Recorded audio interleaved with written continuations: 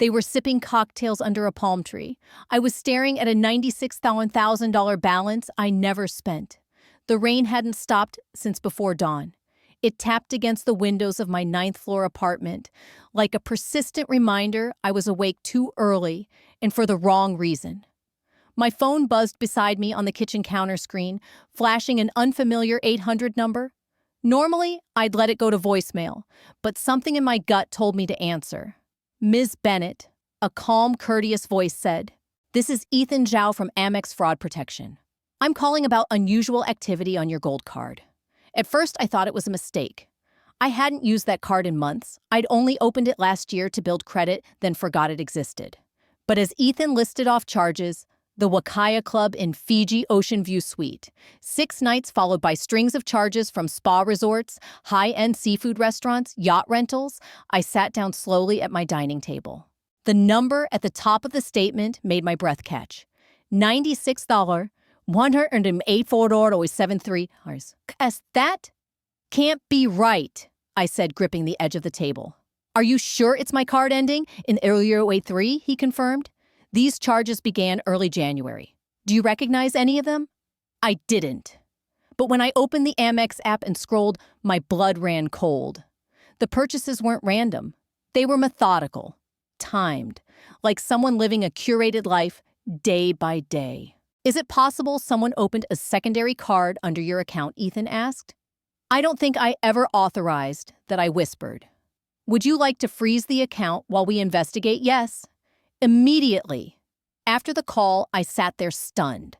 My mind raced to every possibility: identity theft, a glitch, maybe someone hacked my login. But a thread of unease tugged at me, leading me to check the family group chat. It had been quiet for weeks. I tapped the last message, Alyssa asking if mom could bring sunscreen to the airport. I texted the group, "Does anyone know anything about a gold Amex ending in 0083? No reply. I just got a fraud alert. There are charges from Fiji.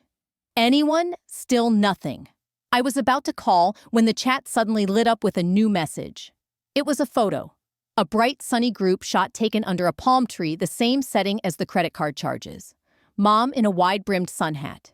Dad holding a fruity drink. Alyssa in designer sunglasses, with her husband beside her. The caption read, "Family Trip 2024. Fiji Fun." I stared at the image, breath shallow. My stomach clenched as I zoomed in on the glass table in front of them. And there, it was half tucked under a beach menu, the unmistakable shimmer of an American Express gold card. Mine. My hands trembled as I pulled up my email. I searched for the card sign-up confirmation and scrolled through the terms. There. It was primary card holder Callie Bennett. Secondary card holder Donna Bennett, my mother, and the signature next to the authorization. I'd never seen it before. The walls around me seemed to shrink. The silence in the apartment, once peaceful, now pressed in like judgment. How long had they been using me like this? How long had my name been just another resource I thought about Christmas? About Mom's offhand comment when I said I was watching my spending. "Well, don't be so cheap, Callie. You're doing fine." I thought my worst fear was being left behind. I hadn't considered what betrayal tasted like when it wore my name. I picked up the phone again, staring at the group chat. No one had responded. They'd seen my messages, read them, and instead of an answer, they'd sent a picture. Celebration, laughter, vacation. On me. I didn't even know how to start processing this. The numbers, the silence, the ease with which they carried on like I didn't exist. And then something inside me clicked. Not rage, not yet. Just clarity.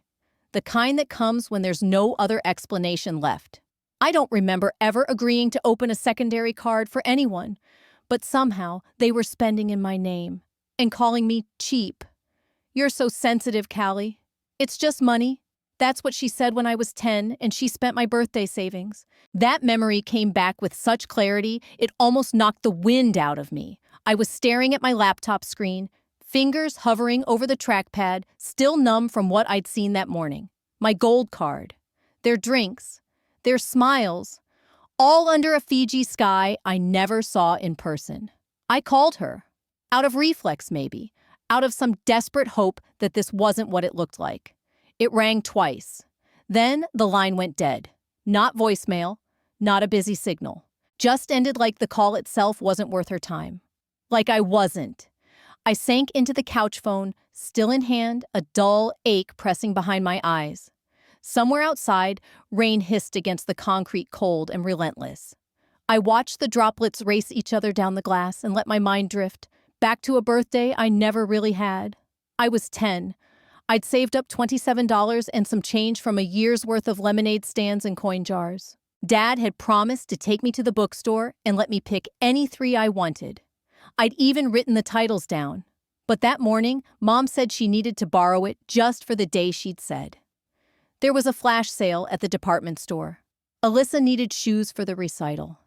"We'll get it back soon, honey," she'd said with that bright smile that always made her sound generous, never guilty. When I cried, she didn't yell. She tilted her head and said, "You're so sensitive, Callie. It's just money." That was the first time I learned what it meant to be erased gently. Now I was older, smarter, but somehow the same silence had returned, more expensive this time. I closed my eyes, took a breath, and opened my credit report. It took minutes to pull the documents faster than I expected. I scrolled through them, line by line, until I saw it. My name linked to another card. A supplementary user account had been added in January. No signature. Just an authorization code and a masked email. I clicked View More. The document expanded. Authorization, Donna. Bennett, family. It wasn't even subtle. I don't know why it hit me so hard. Maybe because the email address itself felt like a mockery, like she thought putting family in the handle made it okay, made it noble. A knock of sound startled me. My laptop buzzed, and Jasmine's face popped up in a video call. I clicked accept without thinking. "Hey," she said, squinting at the screen. "You look like you haven't slept." "I found something," I said, voice hoarse. "She signed up as a supplementary user? Using my name? You mean she's pretending to be you?" "Worse. She used my account to create a new card for herself." Jasmine's jaw tensed. "That's fraud, Cal. I know she's your mom, but if she did it without your consent?" "She did," I interrupted. "There's no signature. Just that email. She must have set it up digitally." Silence settled for a second. I always knew she was pushy, but this? Jasmine trailed off, shaking her head. "This is something else." I stared at the screen. My reflection in the dark part of the glass looked unfamiliar. Tired. Hollow. The kind of tired you don't sleep off. I'm downloading everything I said. Statements, authorizations, emails. I need this documented. Jasmine nodded. Smart. "And Callie, don't let her spin this. If they're calling you cheap while draining your account, that's not love. That's control." I gave a soft, humorless laugh. That's been her style since forever. "You gonna confront her?" "Not yet," I said, "but I will." I spent the next hour downloading PDFs, naming files, organizing screenshots. Every detail mattered now. This wasn't just about stolen money. It was about the erosion of trust. Slow, subtle, intentional. Each file I saved was like adding a brick to a wall I never thought I'd have to build between me and my own family. And then, at the bottom of one folder, I found it, the electronic authorization document. A blurred, digital signature beside my name. But it wasn't mine. It wasn't even close. It was signed C. Bennett typed in cursive, and the email trail showed it came from Mom's inbox. I stared at it for a long time. If Mom forged my name once, what else had she done that I didn't know about the family that borrowed my name once? Just booked a villa with it. The sun spilled across the cafe's large window panes, casting amber light on the polished counter and empty chairs. It should have felt peaceful, my weekend ritual. A quiet table in the corner, my laptop open, a half-drunk latte warming my hands. But my heart thudded like I was waiting for bad news I already knew. I pulled up the bank statement again. $11.29.67. A single transaction to Azure Sands Resort, beachfront villa. The timestamp matched the week Alyssa had posted her spontaneous family getaway on Instagram. I opened her page already knowing what I'd find. There it was, her latest reel panning across a private infinity pool. Her caption read, "Manifesting joy, yes, blessed, yes, family first." I clicked to expand her story highlights. One video showed her popping champagne with perfectly manicured nails. Another, her stretching out on a cabana lounger. And then, I paused. A close-up of her hand holding the glass. A ring. Gold. Floral engravings, small emerald chip in the center. My stomach dropped.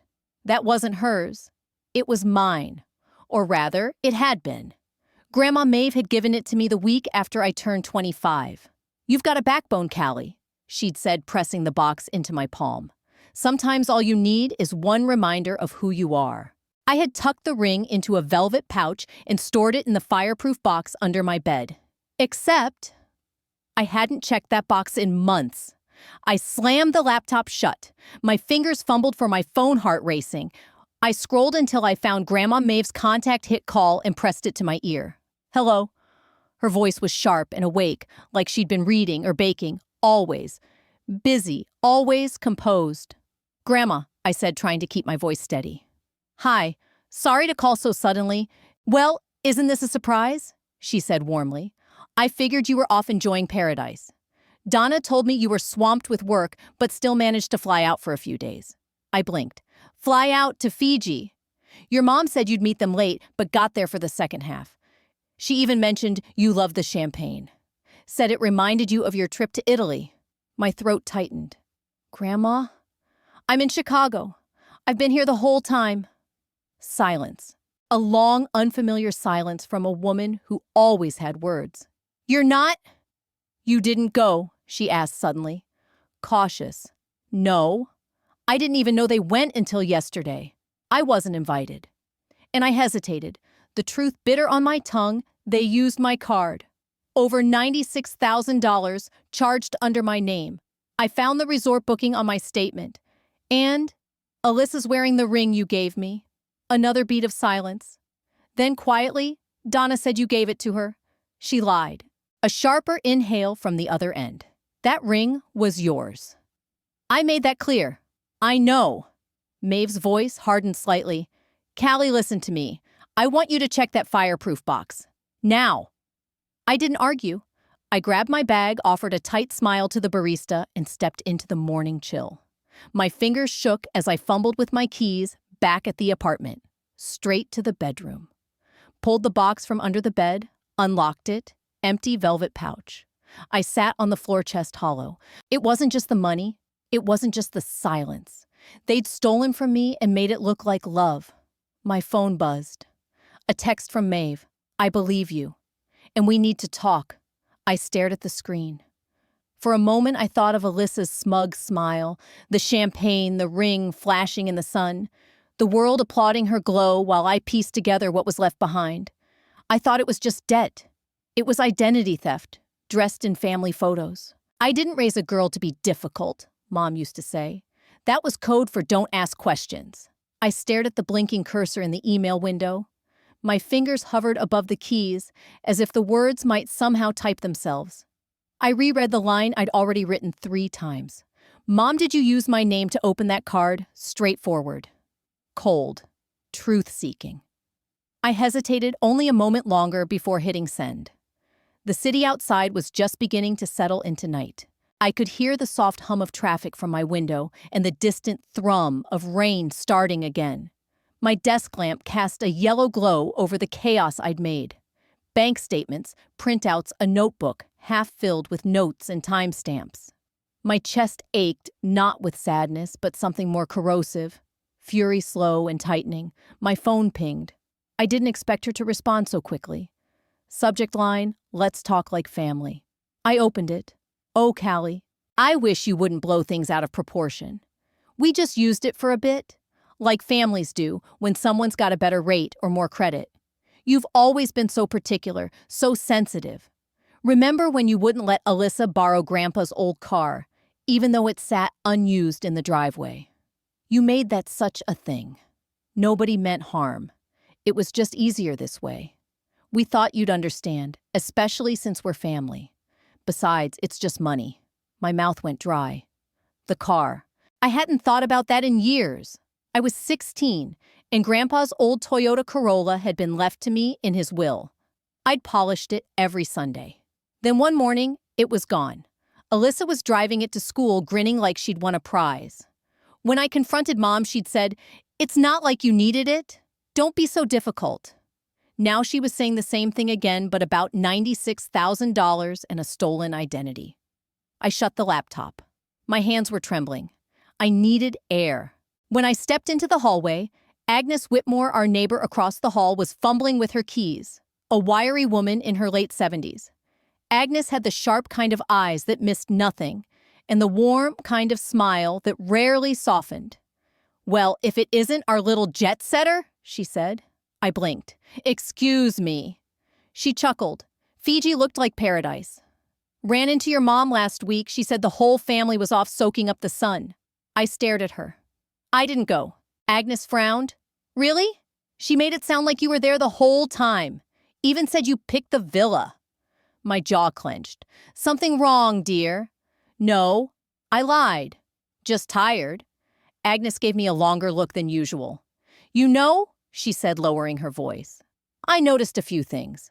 Back in February. Packages delivered when you weren't home. Then your mother came by with a key." I froze. "What used your key?" I assumed she had permission. She didn't. Agnes pursed her lips but said nothing else. Just nodded and disappeared into her apartment. I walked back in and locked my door top and bottom. This wasn't just about a credit card anymore. Back at my desk, I pulled a fresh file folder from the drawer, labeled it Documentation, Donna Bennett. Inside it, I began printing everything: the bank statements, the resort charges, Alyssa's Instagram photos, the email Donna just sent me. My phone buzzed. Her name flashed on the screen. Mom. I let it ring. Then it rang again. And again. I answered on the third try, not out of courtesy, but because I needed to hear her voice when she said it. Callie Donna began, her voice sugar slick and slow. "Honey, I just saw your message. I hope you're not doing anything rash." Like what I asked flatly. "Oh, I don't know. Calling banks, hiring lawyers. Making this a big ordeal when it doesn't need to be. I asked you a simple question. You didn't answer it." Donna exhaled, and I could almost hear her rolling her eyes. "If you make this legal," she said, her voice tightening, "you'll embarrass the whole family. Is that what you want?" I didn't answer. Not yet, because I was still choking on the realization this wasn't guilt. It wasn't remorse. Her words weren't an apology. They were a threat. I didn't look for allies, but one found me. The rain had turned the library windows into warped mirrors streaked with silver. I sat at a corner table, the only one near the back, where the noise of the city dulled into a hush. My laptop glowed softly, cursor blinking inside the search bar of the Vermont Land Registry. I had one name, one address, and one question I didn't want to answer. Maeve had called that morning. "Callie?" She said, voice gentler than I remembered it ever being. I was up late thinking. Something doesn't sit right. I waited. "That cabin your grandfather left you? Do you still have the deed?" I blinked. I think so." "Why, just check the records?" And Callie. "Yeah, your mother asked to borrow the documents years ago for tax reasons," she said. "But I never saw you sign anything. That always bothered me." Her voice lingered long after she hung up. "That's what brought me here." I typed in the address of the lake cabin, the place where Grandpa and I used to fish in summer, where he taught me how to build a fire from nothing but pine cones and patience. The search results loaded. Current deed holders: Donna Bennett and Callie Bennett. Joint tenancy, date of change, July 12th, 2023. My fingers hovered over the trackpad. That couldn't be right. The cabin had always been mine. Grandpa made sure of it, told me on more than one occasion that it would be my place to breathe away from the noise. And yet, the records showed Donna's name right there next to mine. How I dug into the system archives and downloaded the scanned transfer document. There it was, my supposed signature electronically affixed to the bottom of a PDF. But I'd never signed this. I'd never even seen it. The digital certificate was linked to an old email address, one I hadn't used in years, one that I now remembered Donna had the password to when I was still in college. A shiver ran through me. This wasn't just another credit card. This was real property, my inheritance. I pulled out my worn leather folder and began flipping through the papers Maeve had helped me organize after Grandpa passed. Tax documents, letters, one old fishing permit, and then there it was, a handwritten letter. To my granddaughter Callie, it began in Grandpa's familiar slanted script. The lake cabin is yours and yours alone. I filed the deed accordingly. Don't let anyone tell you otherwise. I stared at the date, dated 2 weeks before he died. My chest tightened. I had proof both of the original intent and of the violation. My phone buzzed. Jasmine girl, don't let them shake you. You're stronger than they remember. I smiled despite the ache in my stomach and typed back, they've taken more than I thought. But I'm done being quiet. Mom hadn't just borrowed my financial identity. She was rewriting my legal one. I called Ethan Zhao at the bank. Hi, Callie, he answered. Back again? I have a new question, I said. Can you tell me if joint account updates or property-related accounts show up on my credit file? He paused. In some cases, yes. Why I'm looking into a property transfer done without my knowledge. Would a forged e-signature hold in court? He hesitated. That depends. But if you can prove intent and access was unauthorized, then yes, that's a serious matter. I have proof, I said quietly. I think they took the cabin too. There was a long pause. Do you want me to connect you with our fraud investigations unit? Not yet, I said, but soon. I sat back, letting the weight of everything sink in. They hadn't just dipped into my accounts. They'd reached into the core of who I was trying to take, the one place that still felt like mine. The rain intensified outside, tapping faster against the glass. They didn't just want my money. They wanted to erase the parts of me they couldn't control. The truth wasn't in what they told me. It was buried in the transactions they thought I'd never see. Ethan Zhao greeted me with a polite nod, pushing open the glass door to his office. The faint hum of the air conditioning buzzed overhead, sterile and sharp like the chrome finish on the furniture. I stepped in clutching a small notebook, even though I knew I wouldn't write in it. I needed something to hold. Thanks for making time, I said quietly. I had a feeling you'd be back, Ethan replied, pulling up my account file on the dual-screen monitor. Let's get to the bottom of this. His voice was gentle, but his fingers moved with urgency. I watched the reflection of numbers flicker in his glasses. Then came the scroll transaction after transaction, first-class airfare champagne brunches, exclusive spa bookings, and 3 separate charges from a resort in Fiji. The dates started in January, spiking through February, right up to the first week of March. I stopped swallowing hard. That's the week they posted the villa photo. Ethan turned the monitor slightly toward me. Notice this one, he said, pointing to a $12,700 charge. The merchant name read Langston Holdings. That name doesn't mean anything to me. He clicked again. It's not a typical travel booking. I dug a bit deeper. Langston Holdings isn't a hotel, it's a shell firm. Used often for high-end rentals without triggering credit score scrutiny. Based in Florida. And just like that, another thread loosened. As he navigated deeper, I leaned in. The screen now showed a smaller window, PIN reset form request. January 14th, 2024. My breath hitched. You didn't reset your PIN that day, did you? He asked, not looking at me. I shook my head. Ethan tapped again, then hesitated. There's security footage. I blinked. From inside the branch, he nodded, already pulling it up. A grainy video filled the screen. The timestamp matched. And there she was, Donna Bennett, wearing a beige coat I remembered from last Christmas. Smiling, poised, sliding a document toward the teller like it was hers. I leaned forward, heart pounding. That's my mother. Ethan didn't respond immediately. He just paused the video and clicked over to a scanned copy of the form. Here's the signature. The initials match yours, but they're not mine. He exhaled, sat back. I believe you. I couldn't speak. He rubbed his temple. I shouldn't be showing you this. If corporate finds out, I finally found my voice. Ethan, please. I'm not trying to get you in trouble. I need to understand how deep this goes. He stared at the screen for a moment, then quietly opened his personal email. I'll send you copies of the reset forms and account logs. Off record. Just don't mention my name. I nodded. The silence hung heavy between us.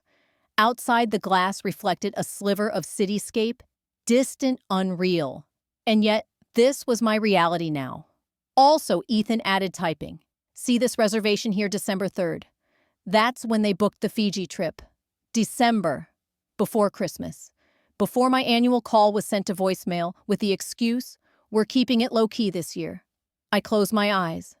They had planned it for months. As I stood to leave the weight of every transaction, every signature, every intentional omission pressed down like a second skin. In the hallway, fluorescent lights hummed, indifferent to the chaos churning in my chest. I clutched the flash drive Ethan handed me, holding it like proof of my own name. So it wasn't a mistake. It was a plan. You can only play the obedient daughter for so long before the silence becomes its own kind of weapon. Rain whispered against the windows, steady and unrelenting as I stared at the glowing screen of my laptop. It was nearly midnight, but the silence inside my apartment felt surgical precise, cutting, intentional. I hadn't turned on any music. I didn't need distraction. I needed clarity. And Danica's voice through the speaker was the only sound I trusted. We'll list out the fraudulent transactions in order, she said, her tone calm and razor-sharp. We'll attach your original credit card application, the bank's confirmation of PIN reset without your signature, and all the flagged spending patterns. It's enough to send a formal cease and desist. Not a lawsuit. Not yet. I leaned closer, absorbing every word. She wasn't trying to comfort me. She was arming me. Are you ready to send the first cut? She asked. I nodded, even though she couldn't see me. Yes. Danica had a way of making the complicated feel surgical. The letter was exact. The language walked a tightrope, accusatory enough to be serious, but measured enough to remain legal. At the bottom were attachment screenshots of Alyssa toasting champagne in a Fiji villa, Ethan Zhao's quiet email confirming the fraudulent PIN reset, and the line item that tied a payment to Langston Holdings. Proof layered like armor. I printed it out page by page, each sheet landing with a soft click. When I held the full packet in my hands, it felt heavier than paper. It felt like intent. The courier arrived at 10:14 a.m. I handed him the envelope sealed in quiet resolve. He didn't know what he carried. Just another delivery. But I knew. I was delivering the first incision. By noon, the messages began. Gerald's came first. Can we talk just us? No lawyers, no greeting, no apology, no acknowledgement. Just the same old dance of silence and implication. I didn't respond. At 1:06 p.m., Donna called. I let it ring. Then again. Voicemail. Callie. She began, her voice falsely sweet. What are you doing after everything we've done for you? You're making a spectacle of the family. I've never asked you for anything. Just support. And now this. She paused long enough to let the guilt sink in if I'd been the girl I once was. But I wasn't. At 1:38 p.m., Danica sent me a message. You need to hear this. Attached was an audio file. I clicked it. Donna's voice slithered through the speakers stripped of sugar. She'll regret this. She thinks she can survive without us. Let her try. She's always been dramatic, always needing to prove a point. Gerald keeps saying she's smart, but this is stupidity wrapped in pride. I didn't flinch. I played it again. The second time, I caught something I missed before the hesitation before survive. Like she feared I might actually do it. Danica followed up again. We move quietly but forward. The voicemail isn't a direct threat, but it's emotional leverage. Keep everything. I sat still for a long moment. My fingers hovered over the keys as the rain tapped harder, like the sky was pushing me onward. Then I typed slowly with purpose. Let's prepare for court. And I hit send. If my family wouldn't admit to stealing from me, I'd let the lens speak for them. The sun filtered through the early May clouds, soft and indifferent as I walked up to Agnes Whitmore's porch. She was sitting in her usual rocking chair tablet, resting on a cushion, fingers scrolling with practiced ease. Her porch offered a front row seat to our quiet neighborhood, but more importantly, a clear view of both our mailboxes. Mine tucked beside the rusted lamppost. It had never seemed important until now. She looked up as I approached. "You've got time?" I nodded. "Yeah." "You said there was something." Agnes motioned to the chair beside her and turned the tablet toward me. "Your dad's been by a lot lately, like he owns your mailbox." My chest tightened. I remembered the first time she said that weeks ago as a harmless joke. Now it sounded like a quiet alarm I should have heard louder. She tapped the screen and the video loaded. March 7th, time-stamped 8:16 a.m. The image was clear enough to show every line on Richard's face. He approached my mailbox with casual certainty, opened it and pulled out a small stack of mail. No hesitation. He flipped through the envelopes, picked one out, tucked it into his jacket and walked away. No knock. No note. Just theft in broad daylight. I watched in silence. Agnes didn't interrupt. The next clip was dated April 12th. This time, the angle caught more. Donna stood 10 feet away, arms folded, sunglasses, shielding her expression. Richard opened the mailbox again. This time, 3 envelopes. One bore the blue and white seal of First Cross National Bank. I leaned in. "That's the day I requested a PIN reset," I whispered. Agnes zoomed in. The logo was unmistakable. Ethan's text pinged my phone seconds later as if summoned by instinct. "Yes. New PIN sent April 10. Standard mail. Want me to resend?" I typed back, "Hold. I've got footage." Agnes turned to me. "You need more?" I couldn't even speak. I just shook my head. "You kept all of it. Every clip since February. Motion sensors, auto backup. I don't delete much. Old habits." Danica's voice was calm when I called. "Can she email them to me?" "No," I said. "She's putting it on a USB. I'm bringing it over," Callie Danica said carefully. "This is a serious pivot. If they opened your mail, especially federally protected financial documents, it's criminal, not just a civil claim." I closed my eyes for a moment. And if I can tie it to what they did with my identity, that's when leverage becomes a case. Agnes returned from inside with the USB. Her fingers brushed mine as she placed it in my palm. "I even found one from March where they both came. Your mom stood guard. Your dad reached right in." I looked up sharply. "Wait, March? What March 1st? The day after the Fiji charges started?" "Of course!" I sat back winded. It wasn't just theft. It was coordination, a pattern, and they never thought I'd have the proof. Agnes's face didn't change. She just said what needed to be said. "If they wanted war, you've got the first bullet." This time, I didn't flinch. I pocketed the USB and stood. My voice was quiet but sure. "I won't let them erase what they took. Not anymore." As I stepped off her porch, the clouds broke just enough to let a shaft of sun hit the grass. It didn't warm me, but it lit the way forward. That night, I sat at my kitchen table with the USB beside my laptop unopened. I poured a glass of water, stared at the blinking cursor, and thought about how silence had once been my defense. But now silence had become my evidence. I played one clip again, March 7th. Richard's calm walk, the lift of the envelope, the absence of guilt. I studied his face like I didn't know it. Maybe I didn't. The footage didn't scream. It whispered. And in that whisper was everything they'd tried to bury. Before heading to bed, I scribbled a note in my journal. Words Maeve once told me, but I hadn't fully understood until now. When people stop respecting your boundaries, you stop making them polite. The videos weren't revenge. They were reality. And tomorrow, I'd show that reality to someone under oath. This time, the silence had a witness. They thought I'd be scared when cornered, but they forgot I'd already lived through their worst. The envelope was thick, too thick for coincidence. It arrived with no return address slipped beneath my apartment door like a warning. Inside was a letterhead, bearing the unmistakable cursive of my mother's attorney. The claims were as sharp as they were absurd mental instability, erratic financial behavior, misuse of family assets.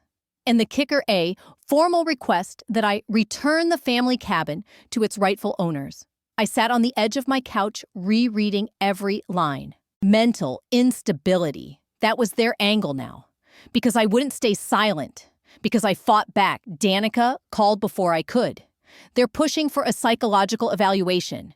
If we let them define the terms, they'll box you in. My breath trembled, but I didn't break. Later that afternoon, I met Danica in her office, her desk already stacked with folders and sticky notes.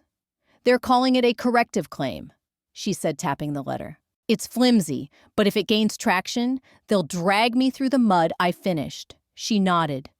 "They're hoping you'll cave." "Then they don't know me," I whispered. Back at home, I stared at the wall for what felt like hours. Then came the text from Gerald. It read simply, "Can we meet just us? No lawyers. A peace offering or a trap." I didn't respond. Then Alyssa's message popped up, long and bleeding with guilt trips. "You're tearing this family apart. Over what? A misunderstanding. Mom says you're being manipulated. Just stop this." She attached a photo from last Thanksgiving, us three smiling, Donna at the center. But that photo didn't tell the truth. It never had. I didn't cry. Instead, I opened Maeve's old sewing chest. It smelled of lavender and mothballs. Under folded fabric swatches, beneath old patterns and knitting needles, I found a folded envelope. My name on the front in Maeve's blocky handwriting. Inside was the original deed, dated and notarized. The lake cabin had been transferred solely to me years ago. Maeve had never told me. Perhaps she thought I'd need it when the time came. The paper was brittle, yellowed by time, but the ink stood firm just like Maeve. She had left no room for doubt. Notarized. Witnessed. Legal. That cabin was mine. My mind wandered back to our last winter visit. Maeve had pulled me aside, her hands steady on mine as we looked out at the frozen lake. One day, she said, "This will be more than shelter. It'll be a shield." I thought she meant comfort. Now I knew better. She meant defense. I called Danica that night. I found something. The original deed. Signed, sealed, everything. Danica's voice was electric with relief. "Then they're cornered. Now it's your move." That evening, I stood on my balcony, letting the city's chill wrap around me. Their lies had been bricks laid carefully over time. But now the cracks were showing. They hadn't expected me to question the foundation. They hadn't expected me to remember who I was before their rewriting began. I sat down and began documenting everything, every message, every memory, every form of manipulation they'd sent my way. I wouldn't just defend myself. I'd expose the rot they thought they'd hidden in family dinners and filtered vacations. Before bed, I found myself staring at the old family photo Alyssa had sent.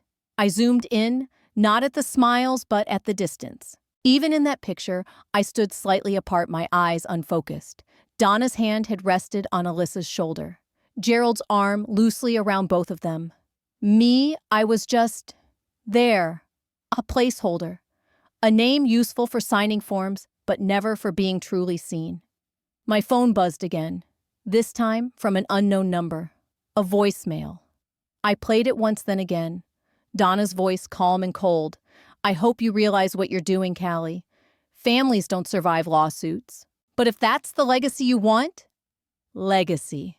She really had a flair for drama. I whispered to the empty room. "Mine starts now." I slid Maeve's deed into a protective folder and locked it inside my desk drawer. The fight wasn't over, not by a long shot. But the lines had been drawn. And for once, I wasn't the one caught on the wrong side. Tomorrow, I'd bring the documents to Danica. Let them try to gaslight a signature. Callie clutches the document and whispers, "You want war. Let's go." Sometimes, the best revenge isn't loud. It's a paper trail in a locked drawer. The attic smelled of cedar and dust, like time had folded in on itself. Morning mist still hugged the lake outside, a soft blur behind the small round window. I climbed the creaky ladder with my flashlight clamped between my teeth, my fingers gripping each rung like they held answers. Maeve never threw anything away. That was something I used to roll my eyes at. Now, I treated it as gospel.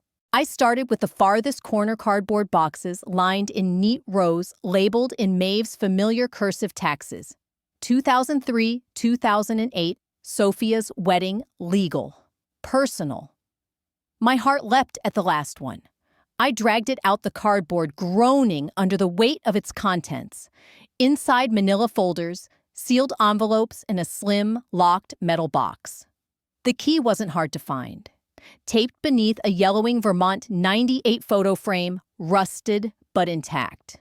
I clicked the lock open with a shiver. The box inside was a quiet rebellion. Maeve had kept a ledger by hand, detailing every property transfer financial document and correspondence she'd had with Gerald and Donna. Under a tab labeled Cabin, I found a notarized affidavit stamped and sealed, Callie Bennett is the sole inheritor of my lake property. If anyone contests this, they do so with dishonest intent. It was dated 2 years before Maeve's passing. My breath caught. She had known maybe not the full shape of what was coming, but enough to draw a line in legal ink. Tucked beneath the affidavit was something even colder, a series of bank statements with post-it tabs marking withdrawals. Not from Maeve's accounts, from mine. Transactions logged under an LLC Langston Holdings. The name snapped into focus. Trevor Langston, Alyssa's husband. I remembered the obscure charge on my card from Chapter 6. It wasn't a coincidence. It was a funnel. I scanned the memo line. Consulting retainer, travel reimbursement, miscellaneous. Over $12,000 within 3 months. All charged to a card tied to my name. I pulled out my phone with shaking hands and called Danica. She answered on the first ring. I found it, I whispered. Donna's been sending money to Trevor, using my credit. Danica paused. Are you sure I'm looking at the statements? All signed. The same ones Ethan flagged last month. Get them scanned, she said, her voice tightening with purpose.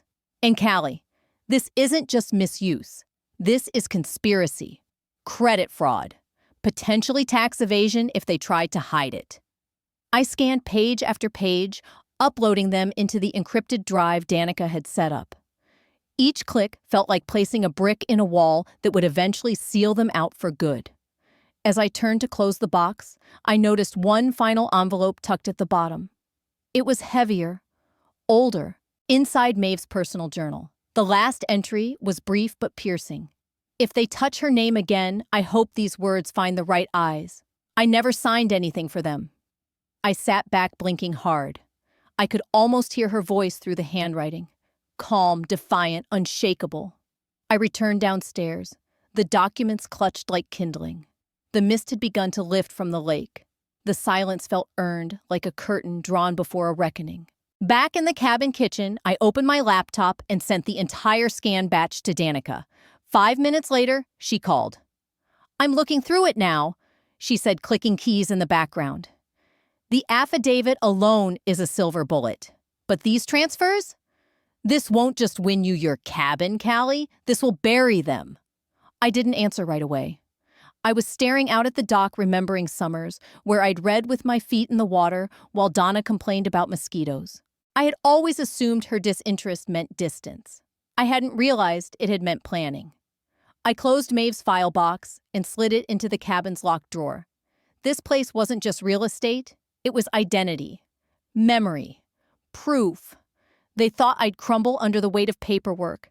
They never expected I'd carry it like armor. They wanted to settle it behind closed doors. I insisted on opening the windows. The room was a cold shade of white polished glass stretching from floor to ceiling like a silent audience. Every sound echoed the click of my shoes on tile, the slow exhale of Danica beside me, the anxious rustle of Donna's designer blouse as she adjusted it for the 5th time. Gerald sat stiffly behind her. He hadn't looked me in the eye since the hearing began. Alyssa perched next to him, a picture of reluctant innocence in pastel silk, but her eyes darted toward Danica's briefcase like it contained explosives. It did. The arbitration center had all the charm of a modern courtroom and none of its weight. No judge's gavel, no wood-paneled drama, just long tables, tight-lipped legal observers, and the looming weight of everything unsaid between us. Ms. Bennett, one of the moderators, said you filed allegations of identity theft, credit fraud, and property misrepresentation.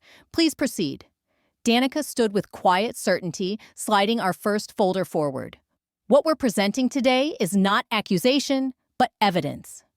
Ms. Callie Bennett's American Express account was used without her authorization over the course of 6 months, resulting in over $96,000 in charges. These include luxury resorts flights and transactions tied directly to parties present. Donna leaned in, voice syrupy. My daughter offered access to that account. As families do. We never thought she'd turn something so simple into a public spectacle. I said nothing. I didn't need to. Danica opened the next file. Here is a copy of the reset PIN request, submitted in January at the First Cross National Branch. Security footage shows Mrs. Donna Bennett requesting the form without Ms. Bennett present. Signatures compared by 2 independent analysts confirm forgery. The footage played on the mounted screen. Donna's expression tightened. Not shock, just inconvenience. Let's move on to the financial trail. Danica continued handing over a chart. These transactions marked in red were routed through Langston Holdings, owned by Mr. Trevor Langston, who is notably married to Alyssa Bennett. Here we have confirmation from the bank that Ms. Callie Bennett's credit line was used in this transaction. A murmur rose in the room. Alyssa shot up the perfect mask, cracking. I didn't know Trevor said it was temporary, that we'd pay it back before anyone noticed. Donna placed a firm hand on her daughter's wrist. Sweetheart. But Danica didn't let up. Did you or did you not stay at the Grand Pacific Fiji Resort in April? Alyssa hesitated. Yes. But did you post about it on Instagram? I didn't know the card. That's enough. Donna cut in, her voice sharper now. This is a misunderstanding. My daughter is being harassed for family decisions. Gerald shifted in his seat. I caught the way his gaze lingered on the edge of the table. A man caught between preserving peace and exposing truth. Danica nodded to the technician. The next recording played grainy but audible. A familiar voice, Donna's. You'll say she let you use the card. That you thought she knew. Keep your answers short. Don't cry unless you mean it. Alyssa froze. Her breath hitched. That Danica said was recovered from Ms. Maeve Lancaster's landline voicemail box. Dated June 2nd. A stunned silence blanketed the room. Donna stood suddenly, slamming her palm against the table. You think this will stop us? You don't even know half of it. The moderator raised a hand. Mrs. Bennett, please. But I stared straight at her, calm as the lake at dawn. She'd underestimated me. They all had. Not anymore. Every lie they told had a string attached. And I was done letting them pull it. The air inside the arbitration center had changed. On Tuesday, it had been clinical notes, shuffled arguments posed like theories. But today, 2 days later, it felt like a courtroom in everything but name. The arbiter no longer offered polite nods. Donna no longer masked her disdain with polite smiles. Even the way Gerald sat, shoulders, heavy eyes averted, hinted that something irreversible was about to unravel. Danica opened with calm precision. Today, we submit the remainder of our evidence. It will establish financial fraud, identity theft, and inheritance interference. She glanced at me, just once before laying the first stack of documents on the long table. Trevor Langston's bank records slid into view. Account numbers, transfers, dates. Each one pointed to a series of shell companies that, when peeled back, led directly to him. And behind that trail, Callie Bennett's American Express gold card stood like a flag planted in enemy soil. Trevor, appearing via video deposition, shifted in his chair on the monitor. I had no knowledge of the card's origin, he insisted. Danica pressed a button. The screen split on one side, Trevor's face. On the other, a bank ledger showing recurring payments from DL Enterprises. Her voice didn't rise, but it sharpened. DL stands for Donna Langston. Correct your aunt through marriage. He swallowed. That? I wouldn't know. But the LLC is registered to your current home address, Danica added smoothly, which you confirmed in your pre-deposition. Silence. Then came Ethan Zhao's affidavit, notarized, clean, and devastating.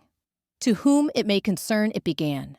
On February 12, 2024, a woman identifying as Donna Bennett visited our branch to request a PIN reset on Callie Bennett's account. The identification used was not verified against our protocol. The form was not signed by Callie Bennett. I have since reviewed surveillance footage and confirmed the interaction. The arbiter's brow creased for the first time that morning. He motioned for a pause. When we resumed, it wasn't Donna who spoke, it was Gerald.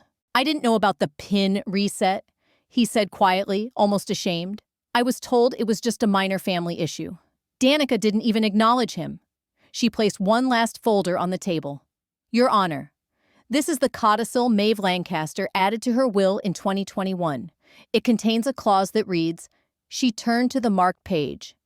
Any attempt to alter or dispute the transfer of the Vermont cabin shall void all inheritance claims by the challenger. Donna stood, her voice strained through clenched teeth. That clause was never shown to us. We didn't know, objection, Danica said, calm as ever. The codicil was filed, notarized, and sent to the family attorney. A copy was mailed to your address in 2021. I have the receipt. It was as if the floor beneath Donna cracked open. Gerald didn't move. Alyssa let out a faint noise, somewhere between a gasp and a whimper. The arbiter leaned forward. This matter now straddles civil and criminal misconduct, he said slowly. While this tribunal cannot enforce criminal proceedings, we are obligated to refer the findings to the appropriate investigative bodies. And just like that, the room tipped. Trevor's screen went black. Alyssa slumped back into her chair. Gerald covered his mouth with one hand as if stifling something too late to contain. But Donna, she surged upright. You think this is over? That cabin was never yours. Her voice was raw, almost hoarse. You don't know what else you've triggered. The room stilled. Danica didn't flinch. I didn't either, because in that moment I knew she wasn't unraveling me anymore. She was unraveling herself. It didn't end with the gavel. It ended with the silence that followed. Not the courtroom kind, the kind that seeps in after truth shatters everything you once called family. The kind that lingers in the pauses between news segments, in the tremble of your own breath when your phone lights up, but you can't bring yourself to check it. I sat on the edge of my bed, the same bed I'd collapsed into the night Maeve died, and watched a news ticker crawl across the bottom of the screen. Breaking former socialite Donna Bennett and local developer Trevor Langston under investigation for credit fraud, identity theft. They didn't name me, not yet, but they didn't have to. My silence was already louder than anything Donna could spin. Danica had warned me this would be messy, public, personal, but I hadn't expected to feel so hollow. I should have felt vindicated. Instead, I was caught between relief and mourning, as if I'd finally escaped the fire, only to realize the smoke had already sunk into my lungs. The arbitration documents were leaked barely 24 hours after the second hearing. Someone from the administrative office, maybe? Or perhaps someone in Trevor's camp trying to deflect. Either way, it was out now, line by line, each signature transaction forged form. Every lie Donna had wrapped in motherhood, now dissected under fluorescent studio lights. I watched a news anchor frown as she read the affidavit Maeve had left behind. If anyone disputes this, she quoted, they are liars. Her voice didn't flinch, but mine did. The media storm picked up momentum by the hour. Headlines festered online. Matriarch falls from Grace Trevor Langston's ties to identity scam. Daughter turns tables in fraud battle. I didn't read the comments. I didn't have to. Jasmine sent a dozen supportive texts, each one more breathless than the last. And then came the knock. I opened the door to Danica's apartment where I'd started crashing just to get out of my own headspace, and she barely glanced up from her laptop. It's happening, she said and turned the screen toward me. There she was, Donna Bennett caught mid-stride in a tan linen blazer stepping out of the Bentley Club. Her smile was frozen, confused. And then, the flash of blue and red. Officers closing in. Her arms stiff at her sides like she still believed this was beneath her. Click. Another photo, her wrists bound, mouth slightly open in protest. Click. A microphone catching the edge of her voice as she said, "This is ridiculous. I am a mother." I turned away. Later that night, Gerald gave his first and only statement outside their house. The reporters swarmed him like bees. He didn't look angry or defensive, just tired.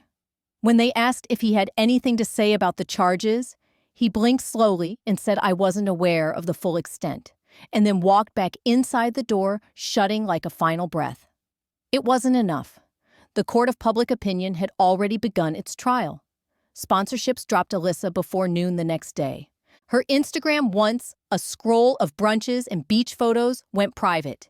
Then just hours later, she posted a statement in bold white letters on a black background. I had no knowledge of the financial actions taken. I love my sister. I hope we can heal. I didn't respond. Danica laughed when she saw it. Publicist written damage control, cold as a tax notice. But for me, it stung. Alyssa hadn't said a word to me in weeks, not since her message accusing me of ruining everything. Now, she wanted peace, because her brand deals were slipping. My phone buzzed again. I ignored it. The truth is, I had nothing left to say. For the first time in months, I sat down at my apartment's tiny table and stared out the window as the city blinked its early summer haze. I made tea. I didn't cry. I didn't throw anything. I didn't even move for a while. I just let the silence fill the corners they used to occupy. And that's when the knock came. Not like the others, not the rap of reporters or process servers. This one was hesitant, measured. I opened the door. Gerald stood there, shoulders bent, as if the weight he'd carried for years had finally taken its toll. His voice cracked. "Can we talk just once?" As father and daughter. They tried to take what Maeve gave me. Instead, they taught me how to protect it. The lake shimmered under the mid-June sun, still and blue like a painting. I parked by the gravel path, the tires crunching softly, and stepped out into air thick with pine and memory. Maeve's cabin stood quiet as ever, shutters closed, porch untouched. For a moment, it felt like she'd step out with a tray of lemonade and a knowing smile. Instead, I stood there alone, key in hand. The inside smelled of cedar and thyme. Dust coated the furniture like a thin veil, and the white sheets still covered the couch and chairs. I walked from room to room in silence, lifting covers, letting the light back in. Each window I opened felt like lifting the weight of everything that had happened. Behind me, the screen door creaked. Gerald stood there, hands shoved into his pockets, unsure if he was welcome. I didn't speak. He took it as a cue to step in. "I wasn't sure you'd come back here so soon," he said quietly. "It's mine," I replied flat, but not bitter. He nodded, then looked around. Looks just like it did when Maeve was here, maybe a little sadder. He walked over to the fireplace and stared at the empty mantel. I didn't fill the silence. He broke it instead. "I knew about the card." "About the money?" he said finally. "I didn't know how much until it was too late. Your mother, Donna, she convinced herself it was temporary. I didn't look at him. And the cabin. She told me it was just paperwork. Said you'd agreed. I didn't check." The apology came next, not with tears or drama, but in the stillness of his voice. "I failed you. Over and over." I turned to face him. "I don't forgive you, but I hear you." He nodded once. That was all there was to say. He left shortly after, disappearing down the path without asking for more. Later that day, as I opened the back windows and let the wind carry out the dust, I heard a car door slam. Naomi stood in the driveway, arms crossed, grinning. "Took you long enough to invite me back," she said. I ran to her and hugged her so tightly we both laughed and gasped. "I thought you were still in Italy. Got back 2 days ago. Jasmine told me everything. Thought you might need help scrubbing out ghosts." We spent the next hours elbow deep in suds and memories. Naomi hummed while wiping down the kitchen counters. I polished the dining table Maeve used to host every 4th of July. When Naomi found an old Polaroid stuck behind the pantry door, Maeve holding baby Alyssa in one arm, me in the other, I didn't cry. I smiled. Upstairs in Maeve's old room, I tugged open the dresser and started clearing it out. That's when I found it, a yellowed envelope tucked between the lining and the wood. My name in Maeve's handwriting. I sat on the bed and opened it slowly. Callie, if you're reading this, I hope you're standing on your own. I saw the storm coming before anyone else. They underestimated you, but I never did. You were always the strong one. Keep standing.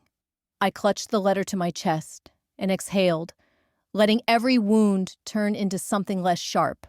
When the sun dipped low and painted the lake in gold, Naomi and I stood on the dock. The boards creaked beneath our feet, but the air felt solid. I turned to her and said, "Let's rebuild it." But this time, for real. They spent $96,000 trying to rewrite my story. I signed it back with one name mine. Steam curled from the mug in my hands as I sat on the porch wrapped in Maeve's old flannel throw. The lake was still its surface, reflecting the pink-tinted dawn like glass. Everything was quiet, but it wasn't silence that hurt anymore. It was peace. The kind you pay for not with money, but with every piece of truth you never thought you'd have to defend. A car door shut gently. Danica appeared from the path, her heels sinking slightly into the soft dirt. She smiled, holding a manila envelope with the reverence of someone delivering the final page in a long novel. "It's done," she said simply. The court's confirmation arrived this morning. I took the envelope, my fingers grazing the embossed seal. Inside were the official papers. The fraud claims resolved the property deed, solely in my name, the credit accounts purged of all false activity. My name, Callie Bennett, stood alone, unblemished, uncontested. Danica sat beside me for a moment, both of us staring out over the water. "You did it," she said. "And not just with lawyers, with spine." I smiled faintly. "You helped me find it. I just reminded you it was there."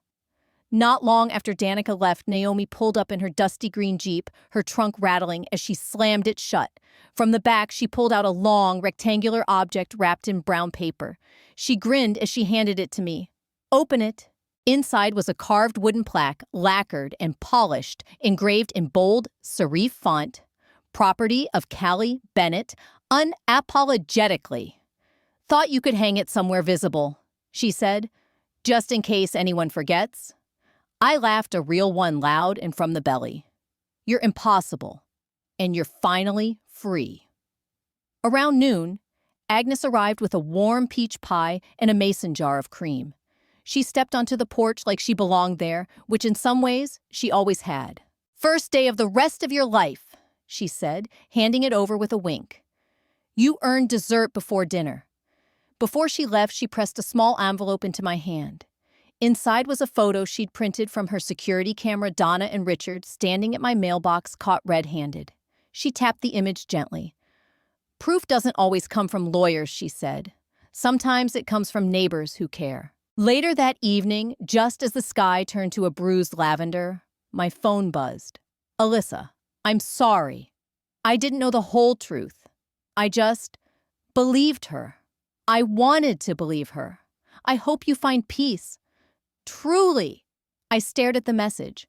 No anger rose, just a quiet understanding that forgiveness didn't have to come with permission or response.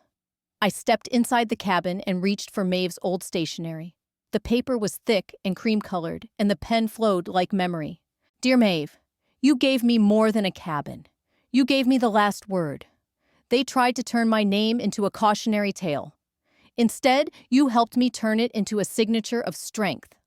I see that now. And I promise I'll guard what's mine, not out of fear, but out of love. For you. For me." I folded the letter and walked to the edge of the dock. The wood was warm from the sun creaking beneath my bare feet. I knelt and placed the letter on the water's surface.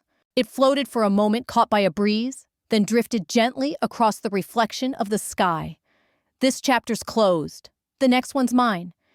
If you've ever been dismissed, silenced, or stolen from emotionally or otherwise, then maybe my story feels familiar. I didn't set out to be brave. I just got tired of pretending everything was fine. What they took wasn't just money or property, it was the belief that I didn't deserve boundaries. But I do. And so do you. If you saw a part of yourself in me, don't let it end here. Speak up. Hold the line. You're not difficult. You're awake. And sometimes that's all it takes to turn betrayal into a beginning. I see you, and I'm standing with you.